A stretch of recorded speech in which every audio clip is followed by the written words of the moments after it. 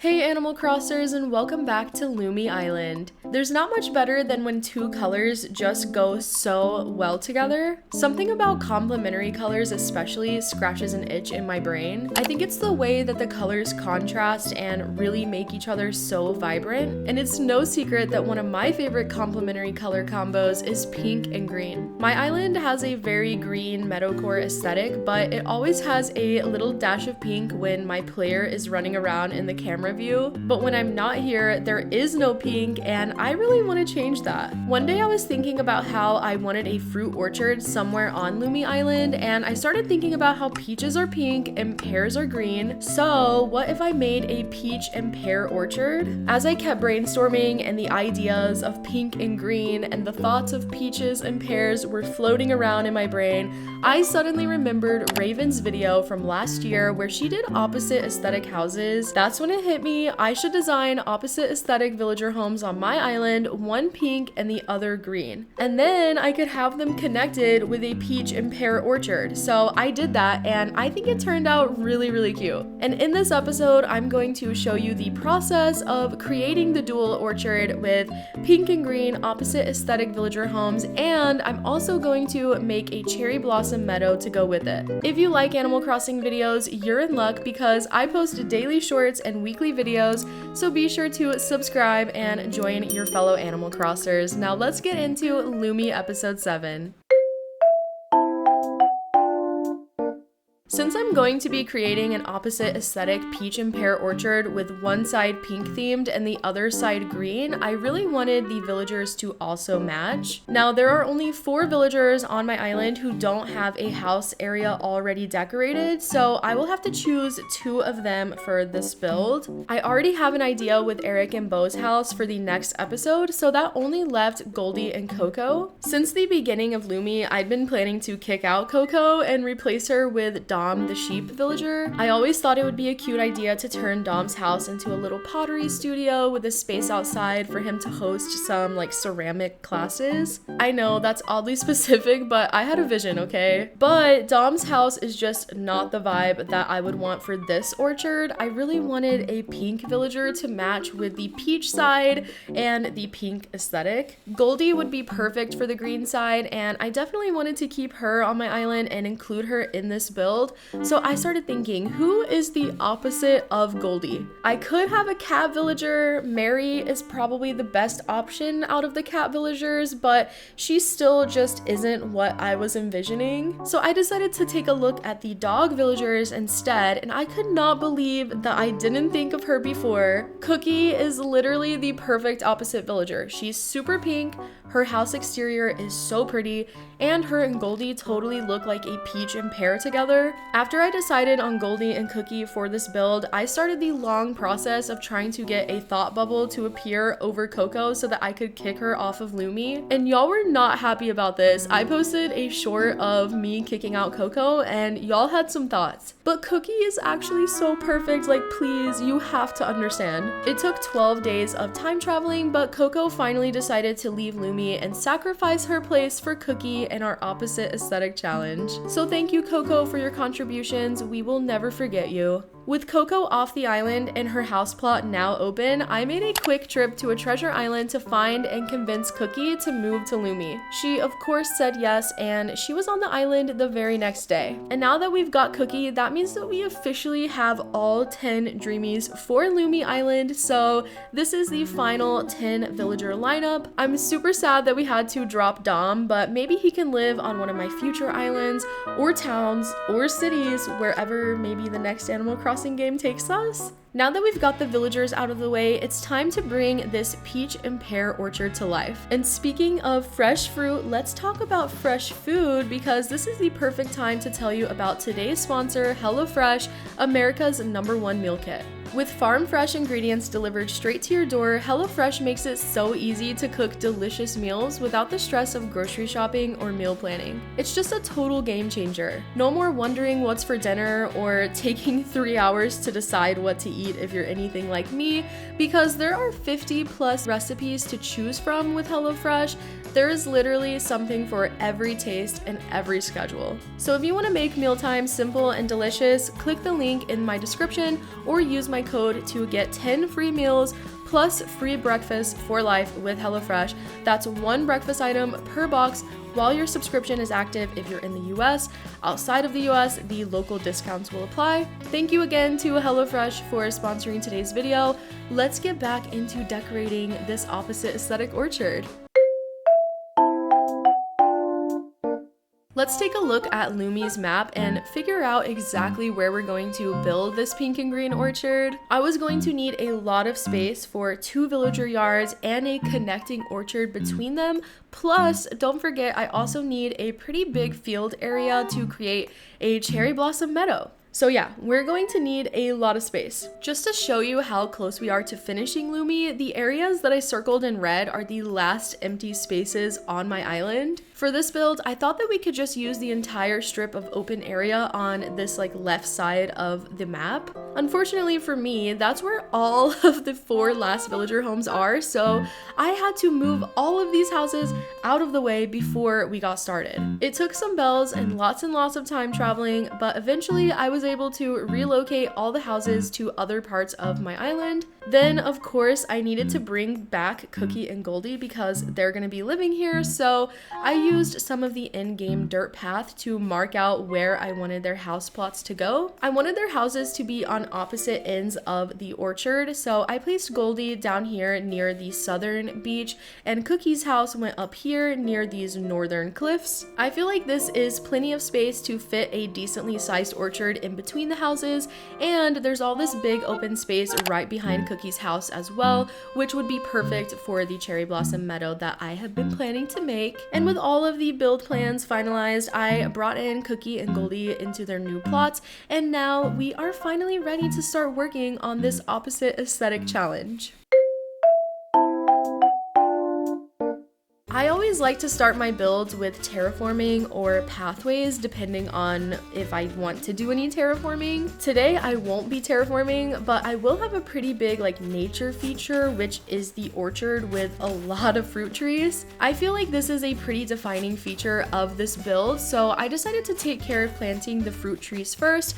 That way we could kind of build everything else out around it. Taking my shovel, I went between the 2 villager houses and started to map out where I wanted the fruit trees to go. I wanted the top half of the orchard to be peach trees and the lower half pears. That way it looked kind of like a gradient, with the pink area up here slowly turning into a green area as you walked southward into Goldie's house. I ended up going with 16 of each fruit tree, and I'll show you a screenshot of the layout if you want a reference to use, so you can see the exact placement. I made sure to also leave an opening going down through the middle of the trees. That way there was a clear path between Goldie and Cookie's houses, and it all felt super connected. After planting the trees, it was time to get out my pathways and start creating the direction of the build. My biggest design tip is to do this. Starting with the pathways makes everything so much easier because you can plan the basic flow of your build and then just start adding on top of it. If you ever feel overwhelmed with designing your island, just remember that. I don't know if any of that was helpful, but let me know if y'all want me to make a video with more design tips, and I gladly will. Back to the pathways, as you can see, I made a path leading from the plaza to our orchard and down to Goldie's house too. I varied the different pathways to make sure that there were lots of different textures and to keep it from looking too bland or unnatural. Then I took this brick pathway and paved the walkway through the middle of the orchard. I left an opening in the middle of the trees where I put down a little patch of grass to break things up and make it look a little bit more interesting, and also just more green because I didn't want there to be just an overload of this brick pattern. After that, I started working on the pathing over at Cookie's house. I gave her a really cute welcome rug, and I made a wooden plank path going back here behind her house for the future cherry blossom meadow. Then I came back over here and basically repeated what I did at Goldie's house. I varied all of the different pathways that I had. I don't usually have a plan when I start placing the actual pathway.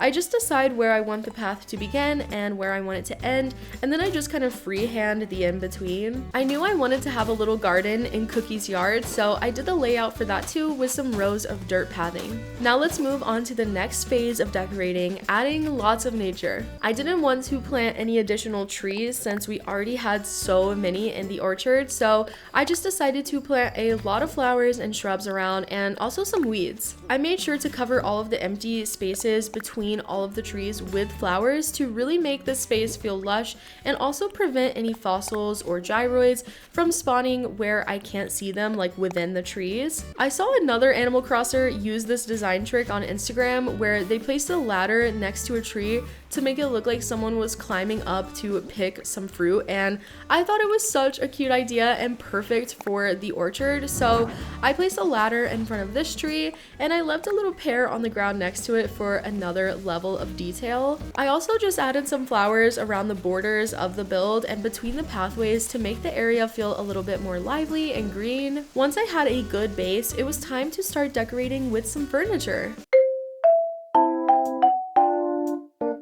Since my entire island is green and that is my comfort zone right now, I decided to start decorating the green pear side of the orchard for Goldie first. I wanted to decorate this little transition space where you enter the orchard coming from the plaza and you have to walk across this pathway here. I made sure to use mostly green items to really greenify this area so that it'll really stand out a lot against the pink side and just be on theme. I placed a green watering hose and this cute little barrel. I also made a seating arrangement using a log bench and added a deer scare. I thought this gnome would be really cute since he's wearing a green top, so I placed him here on top of the bench. It kind of looks like he's sitting and waving at the visitors, which I think is too cute. Next to the gnome, I placed some jars of pear jam to add some more greenery, and I was pretty happy with this entryway, so I started working more towards Goldie's house, placing this cute bike with a basket right here. I wanted to incorporate some of the pear furniture set, and I thought that a pear dresser would be perfect since it looks like a giant pear. To frame the area and make a really cool layered effect, I decided to place 2 of the pear dressers tucked into the orchard between some trees. I think that this created a really unique design and I hope you all like it too. To finish off this area, I placed a hay bed and then we were ready to work on Goldie's actual front yard space down this way. I like to start with the frame first, and I thought that it would be great to use the wedding arch as a little gate for Goldie to use between her yard and the beach down here.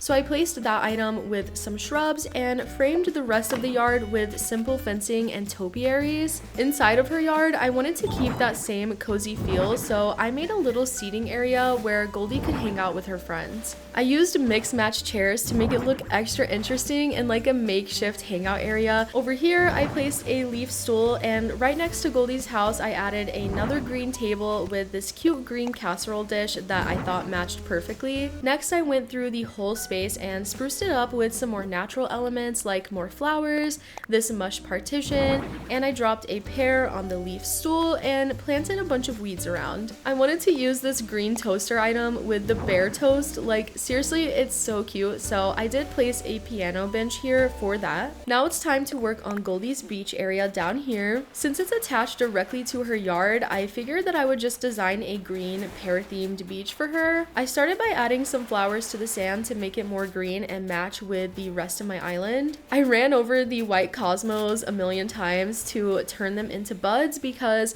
I thought that it looked super beachy this way, and also they won't grow back since they're planted on the sand. Instead of regular beach chairs, I decided to use the pear bed items to make this space really on theme. I am super excited about this little area. It feels just really unique, and I think that it ties Goldie's house into the pear orchard way more. I placed down some pear food items next to these pear beds, which I thought were adorable, and then I added another third pear bed over here, but this one I put on top of a cute picnic blanket, and I placed this adorable tea set next to it. I felt really inspired by the beaches that I saw on Sweet Peach Island, this really green cozy island that I found when touring random islands in the Dream Suite. You can check out the full tour video on my channel if you want to see that island, but yeah, they had just like the most incredible beach designs and it made me feel so inspired. I don't know why, but I always felt so limited with beaches in this game. I've talked about it before, but I just started actually putting effort into them on this island, and I'm loving how they're turning out. There's one more small beach area over to the left of the pear side of the orchard that I wanted to decorate with the green theme as well. I really like this tub item with the yuzu fruit inside. I think they kind of look like pears. I mean, at least they look close enough. I added some round topiaries and a storefront item to frame the tub and add a nice backdrop and barrier from the other beaches behind it. I also put these smaller topiaries in the front to add more layers and greenery. I thought this plank design was perfect for this area, and it looked even cuter once I placed this little pair of green socks on top of it. I also put down a rocking chair with this cute footrest to make the space even more cozy. And when I was looking for green items in my storage, I saw this cucumber horse and I knew I had to include it somewhere, so I thought that this footrest here would be a nice spot. Comment down below what we should name the cucumber horse. I feel like it definitely deserves a name. I added some more finishing touches to this beach, like a leaf umbrella, some log stakes, more flowers, a balloon, custom designs, and a green leaf pile. And with that, the green portion of our opposite aesthetic challenge was complete, and I was ready to move on to the opposite pink and peach themed area.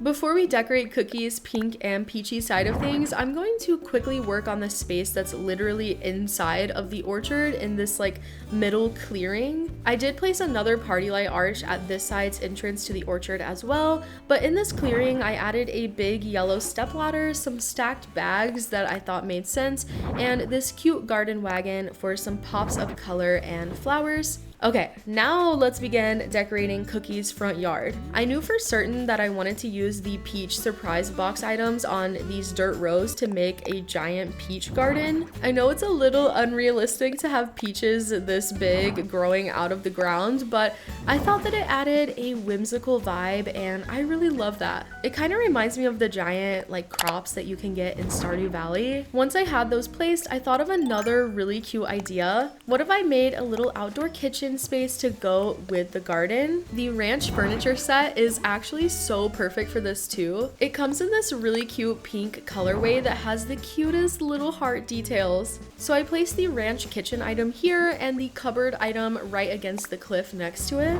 I thought this looked so good, and honestly this pink ranch furniture set might be my second favorite furniture set in Animal Crossing, right behind the wedding set. The mermaid set is also a close favorite, and I love the lovely furniture set from the old games.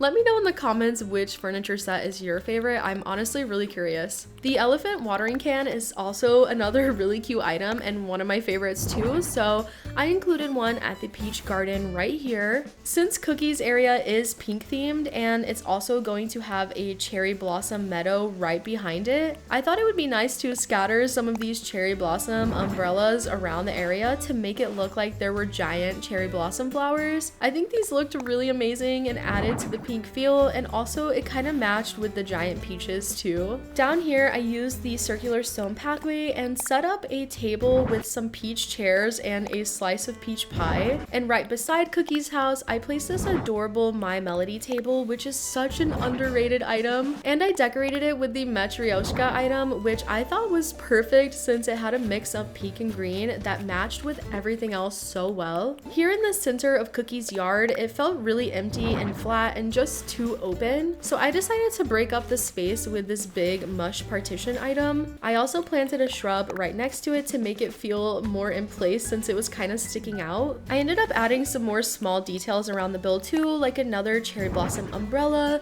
some log stakes, this garden wagon, and of course another green leaf pile. At this point I was feeling pretty happy with how Cookie's yard looked. It just felt like it was missing something right here next to the mush partition. I really needed an item with some height, so I decided to try out this pink star-shaped net and also the pink lily record player. I ended up liking both of the items, so I messed around with their positioning until it looked right, and there we go. Now before we go on to creating a cherry blossom meadow behind Cookie's house, I wanted to work on this long strip of beach that we had over here. I decided to go through and cover the beach with flowers and weeds first. Then I decorated this small rock with a pink themed little setup. There was no specific purpose for this setup. I just wanted to add more pink and peachy items and a cozy little place place to sit. I felt like the beach also needed more pink, so I added these pink shell stools and also this really large like bell item. Then I went down the strip of beach and added some cherry blossom petal piles as well. I wanted to keep this beach pretty simple, and since it would be right next to the cherry blossom meadow, I wanted it to feel pretty remote, so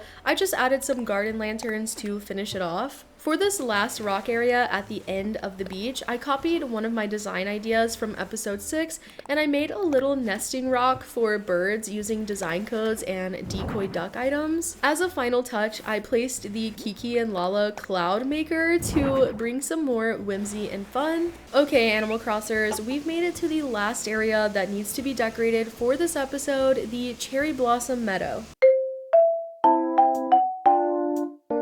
I wanted the meadow to essentially just be a field of pink flowers with some of these standee items, which you'll see later. To start, I just got some pink tulips, lilies, and hyacinths for the meadow. I thought that I could alternate between the flowers to make a full pink and lush field, but I quickly realized that the tulips were making it a little too dark and taking away from the airy vibe. I don't know if that's the right word, but I hope you get what I mean. So instead, I just decided to stick with alternating the pink lilies and hyacinths for the field, and for the leftover tulips that I had, I scattered those throughout the beach that we worked on before, which I thought was actually perfect because it ended up adding a pop of pink and really tied the beach in with the cherry blossom meadow. It took a lot of Treasure Island trips to get all of the flowers that I needed for this meadow. Also, if you decide to make a similar field, just know that it's easier to start with one flower type and just plant all of those first and then go back with the second flower type. After tons of Treasure Island visits and a lot of flower planting, I finally had the entire field covered and it looked so pretty and satisfying.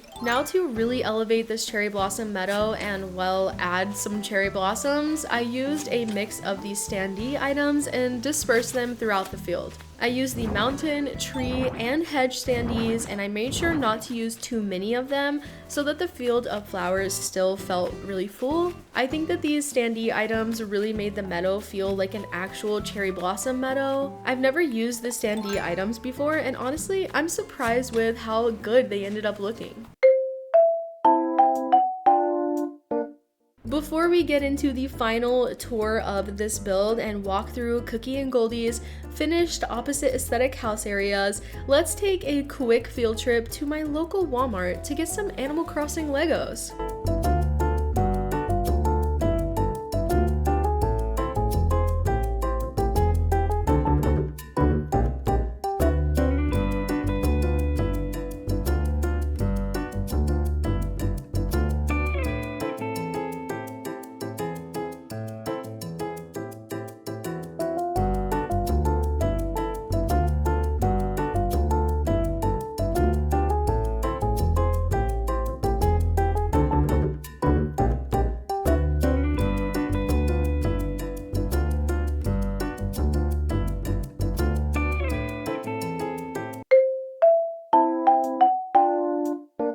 Welcome back from your field trip, Animal Crossers. It's time to take a final walk through today's pink versus green, peach versus pear, cookie versus Goldie opposite aesthetic build. I'm not gonna lie, this is probably my favorite episode of Lumi so far. I really love how this space turned out. I'm proud of myself for staying on theme and really sticking to color matching this entire area. This area here looks so cozy and inviting. It's the perfect entrance for our orchard and for Goldie's house too. Goldie is actually leading us to her house right now, which is so cute. Oh my gosh. I was worried that her yellow house would stand out too much and not fit in with the green vibes, but honestly, I think it ended up looking perfect. I think my favorite thing about her yard though is the frame with the fencing and the topiaries and the wedding arch. It just looks so cozy and it reminds me of like a cozy grandma like cottage vibe. The beach down here makes me so happy too. Like the pear beds just look so fun,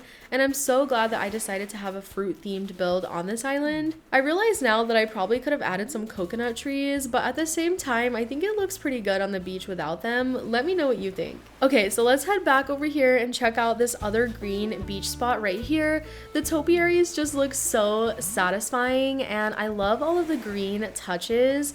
Don't forget to comment your name idea for the cucumber horse too. Let's go up and into the actual orchard now, where we'll start with the green pears and transition into pink peaches.